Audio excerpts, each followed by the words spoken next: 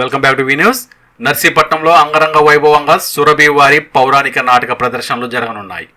శాసనసభ స్పీకర్ చింతకాయల అయ్యన్న పాత్రుడు గారి ప్రత్యేక చొరవతో టీటీడీ మరియు హిందూ ధర్మ ప్రచార పరిషత్ ఆధ్వర్యంలో ఈ అపూర్వక ఆధ్యాత్మిక కార్యక్రమాన్ని ఏర్పాటు చేయనున్నారు. జూన్ 14-15 తేదీల్లో ఎన్టీఆర్ మినీ స్టేడియం ఈ కనులు విందైన వేడుక ముస్తాబవుతుంది. సుప్రసిద్ధి శ్రీ వినాయక నాట్య మండలి సురభి సంస్థ ఆధ్వర్యంలో నర్సీపట్నం ఎన్టీఆర్ మినీ స్టేడియంలో భారీ పౌరాణిక నాటక ప్రదర్శనలు జరగనున్నాయి. స్పీకర్ అయ్యన్న పాత్రుడు గారి స్వయం పర్యవేక్షణలో భారీ సినీ సెట్టింగ్స్ తో ఈ కార్యక్రమాన్ని అత్యంత ప్రతిష్టాత్మకంగా నిర్వహించనున్నారు. జూన్ 14వ తేదీ శనివారం సాయంత్రం మాయాబజార్ నాటకం, 15వ తేదీ ఆదివారం సాయంత్రం నాడు శ్రీ పద్మావతి శ్రీనివాస కళ్యాణం నాటకాన్ని ప్రదర్శించనున్నారు. శ్రీవారి మహిమలను, కళ్యాణ ఘట్టాలను అచ్చం సినిమాను తలపించేలా అద్భుతమైన సాంకేతిక విలువలతో భక్తులకు కళ్లకు కట్టనున్నారు. గతంలో ఎన్నడూ లేని విధంగా ప్రతిష్టాత్మకంగా జరుగుతున్న ఈ 2 రోజుల నాటక ప్రదర్శనలకు నియోజకవర్గ ప్రజలు, మహిళలు, శ్రీవారి భక్తులు పెద్ద సంఖ్యలో తరలి రావాలని గౌరవ స్పీకర్ శ్రీ అయ్యన్న పాత్రుడు గారు పిలుపునిచ్చారు. ప్రదర్శనలను విజయవంతం చేయడంతో పాటు స్వామివారి కృపకు పాత్రులు కావాలని కోరారు. నర్సీపట్నంలో ఈ నెల 14-15 తారీఖుల్లో ఒక కార్యక్రమం ఏర్పాటు చేయడం జరిగింది. ఆ కార్యక్రమం చాలా విశేషం ఏంటంటే, తిరుపతి దేవస్థానం వారు శ్రీ స్వామివారి వెంకటేశ్వర స్వామి కళ్యాణం ఇక్కడ నర్సీపట్నంలో ఏర్పాటు చేయమని చెప్పి వారు నిర్ణయం తీసుకోవడం జరిగింది. అంటే ఇప్పటి వరకు మనం శ్రీ వెంకటేశ్వర స్వామి పూజా కార్యక్రమం చూసాం. మన గతంలో నర్సీపట్నంలో కూడా కార్యక్రమం చూసాం, బ్రహ్మాండంగా జరిగింది, మీరు అందరూ ఆదరించారు. ఇప్పుడు పూజా కార్యక్రమం కాదు, నాటక రూపంలో వెంకటేశ్వర స్వామి తాలూకు చరిత్రని మనందరికీ చూపించడం కోసం నాటక రూపంలో ప్రదర్శించాలని చెప్పి తిరుపతి దేవస్థానం వారు నిర్ణయం తీసుకోవడం జరిగింది. అయితే విశేషం ఏంటంటే, ఈ నాటకంలో ప్రత్యేకత ఏంటంటే, సురభి సంస్థ అని ఒక ప్రత్యేకమైన ప్రతిష్టాత్మక సంస్థ ఉంది. ఈరోజు ఈ తరం వారికి తెలియపోవచ్చు, కానీ పెద్దవారికి, మా తరం వారికి సురభి నాటకం గురించి అందరికీ తెలుసు. ఇంకొక విషయం ఏంటంటే, నేను ఆ చిన్నతనంలో నేను చదువుకున్నప్పుడు సురభి నాటకం ఎక్కడ జరిగినా, మన ప్రాంతంలో, మన రాష్ట్రంలో ఎక్కడ జరిగినా చాలామంది అభిమానులు ఈ నాటకం చూడడానికి శ్రీకాకుళం దగ్గరించి తిరుపతి వరకు వెళ్ళి నాటకం చూసి వచ్చేవాళ్ళు.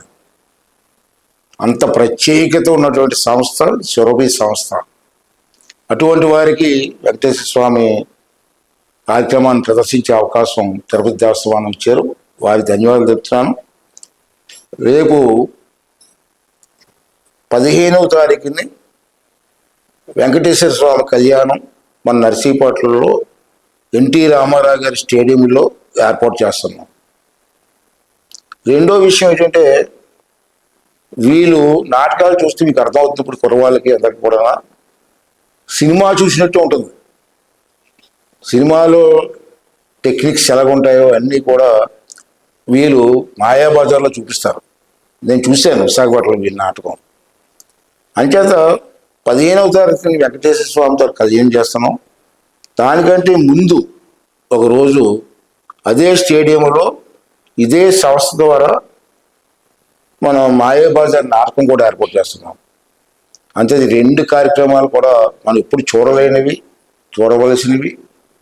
అందరూ కూడా వచ్చి ఈ కార్యక్రమాన్ని విజయవంతం చేయవలసిందిగా ప్రతి ఒక్కరిని నేను కోరుకున్నానండి. ముందు రోజు 14వ తారీఖునేమో మాయాబజార్, రెండో రోజు కళ్యాణం. ఈ 2 ప్రోగ్రామ్స్ కూడా చూసి తరించవలసిన అవసరం ఉందని చెప్పి నేను భావిస్తున్నాను. అంచేత అందరూ కూడా ఈ కార్యక్రమాల్లో పాల్గొని విజయవంతం చేయవలసిన కోరుతున్నాను. ఇప్పుడు ఉన్నటువంటి పెద్దలు కూడా కొంతమంది వచ్చారు నర్సీపట్నంలో. నిత్యం కూడా ఇటువంటి దైవిక కార్యక్రమాలు ఏమొచ్చినా వీళ్ళందరూ కూడా సహకరిస్తూ ఉంటారు. అయితే వాళ్ళందరిని పిలిచాను నేను. ఇక్కడ మనకి వెంకటేశ్వర స్వామి భక్తులు చాలామంది ఉన్నారు మన ప్రాంతంలో. వాళ్ళందరికీ కబుర్లు చెప్తున్నాను నేను. మా కరపాలెం కానీ మిగతా ప్రాంతాలకు కబురు పెట్టి వాళ్ళందరినీ వచ్చేలా ప్రయత్నం చేస్తాను. ముఖ్యంగా మా ఆడవాళ్ళకి, మహిళలకు కూడా కోరిక ఏంటంటే, మీరు వెంకటేశ్వర స్వామి పూజ మాత్రం చూశారు. ఇప్పుడు వెంకటేశ్వర స్వామి నాటకం రూపంలో మనం చూడబోతున్నాం. అందరూ వచ్చి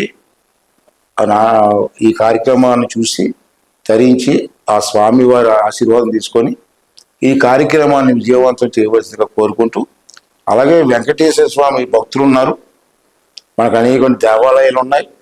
వీళ్ళందరూ పెద్దలందరూ కలిసి దీంట్లో పాల్గొని ఈ కార్యక్రమాన్ని బ్రహ్మాండంగా జరిపించి ప్రజలందరూ కూడా వీక్షించే విధంగా అన్ని ఏర్పాట్లు చేయాలని, దానికి సహకరించాలని, వెంకటేశ్వర భక్తులందరూ కూడా ఈ కార్యక్రమంలో పాల్గొవాలని చెప్పి మరొకసారి ప్రతి ఒక్కరిని పేరు పేరుని కోరుకుంటూ సెలవు తీసుకున్నానండి. మర్చిపోవద్దు, 14, 15 ఈ 2 రోజులు కూడా మీకు ఎన్ని పనులున్నా ఉండి ఈ కార్యక్రమాన్ని విజయవంతం చేసిందిగా ప్రతి ఒక్కరిని కోరుకుంటున్నానండి. థ్యాంక్ యూ అండి. Thank you very much.